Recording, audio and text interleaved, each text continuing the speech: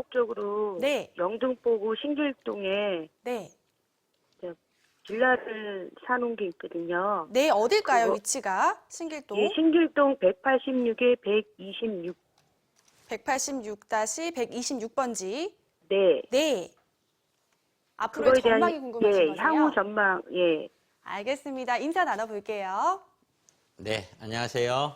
안녕하세요, 대표님. 예, 한번 봅시다. 네. 자, 이 지역은 재개발 구역입니다. 그렇죠? 네, 신길 2구역이라는 재개발 네. 구역이에요. 재개발 구역에서는 이런 게 있어요. 첫째, 내가 매입 금액이 있고요. 두 번째는 평가 금액이 있어요.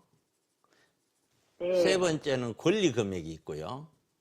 네. 네 번째는 조합원 분양가가 있고요. 네. 이런 것들을 계산해 봐야 돼요. 그리고 다섯 번째는 사업 기간이라는 게 있어요. 네. 자, 이렇게 보면 이 구역은 이제 조합 설립까지 된 걸로 알거든요. 제가 알게 있기로는. 네. 그러면은 조합 설립이 됐다고 하는 거는 입주 때까지 예상을 해 봤었을 때 이거는 네. 거의 10년 안에는 거의 어렵다고 보는 거예요. 네. 그러면 뭐 10년에서 한 15년 사이다라고 가정을 하고 네. 그럼 이런 투자는 10년, 15년 투자가 되는 거죠. 물론 네. 중간에 올라가서 팔 수도 있어요. 네. 근데 일반적으로 이렇게 들어갔을 때는 거주 요건이 들어가서 살기는 어렵잖아요. 네. 그러다 보니 비과세를 만들기는 어렵단 말이에요. 아, 네. 왜냐면 내가 살아야 비과세가 되잖아요. 1가구 1주택. 네. 근데 그걸 만들기는 어렵거든요. 네. 그러니까 남아도 세금이라는 걸 내야 되니까 결국에는 거주 요건까지 만들어지는 거하고는 좀 다른 거예요. 그렇죠? 네. 그런 작은 투자 금액을 해서 장기적으로 끌고 가는 게 좋겠죠. 네. 그래서 재개발 구역에는 단독주택 큰 거보다 빌라 작은 것이 단가가 프리미엄이 더 붙는 거예요. 투자 금액이 네. 작으니까. 네. 그다음에 두 번째는 이걸 얼마에 구입하셨어요? 14년도 1월 달에 1억 6,100 정도. 1억 2,100을 구입했군요. 아니, 1억 6천. 1억 6천요. 방이 몇 개인가요? 방 2개 투룸이요. 방이 2개군요. 방 2개 투룸이라면은 그때 당시에 신축을 샀나요? 그건 아니죠. 아니요. 오래된 94년도. 오래된 거 샀죠. 네네. 그러면 제가 판단했을 때 얘는 평가 금액이 1억을 안 나올 수도 있어요.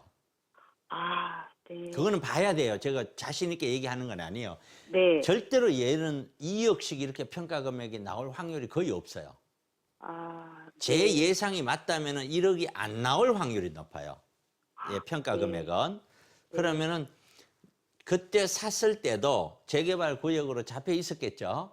네네. 그러니까 1억 6천이니까 1억도 안 될 거라고 해서 한 6천만 원이나 얼마는 이미 프리미엄을 주고 샀다고 느껴지는 거예요. 네. 저 혼자는.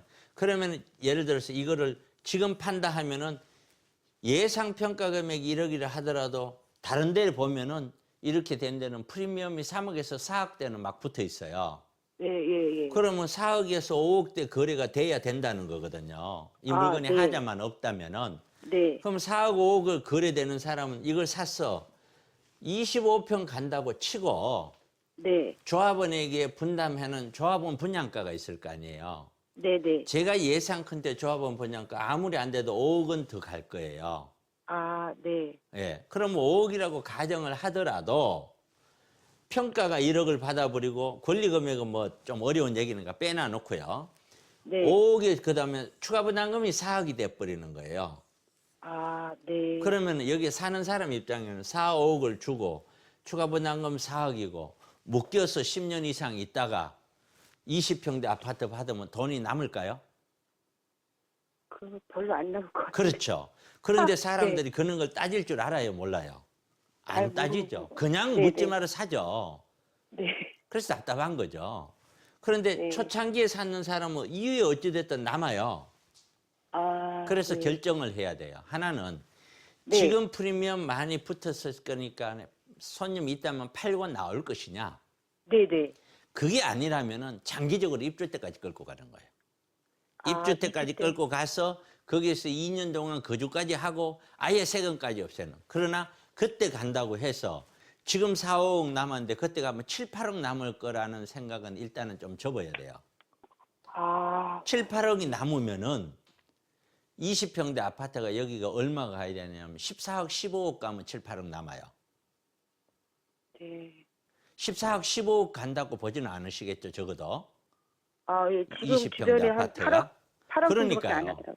8억에서 10억 그것도 올라서 그렇잖아요. 네네. 그러니까 그렇게 본다면 지금 4, 5억도 비싼 거예요. 그렇게 보면 본인이 팔아야 될지 장기적으로 가져야 될지 판단하실 수 있죠? 근데 만약 장기적으로 가져가려면 임대사업자를 내고 가져가는 게 나을까요? 당연히 그래야 되겠죠. 나머지 주택이 어떻게 됐는지는 몰라도.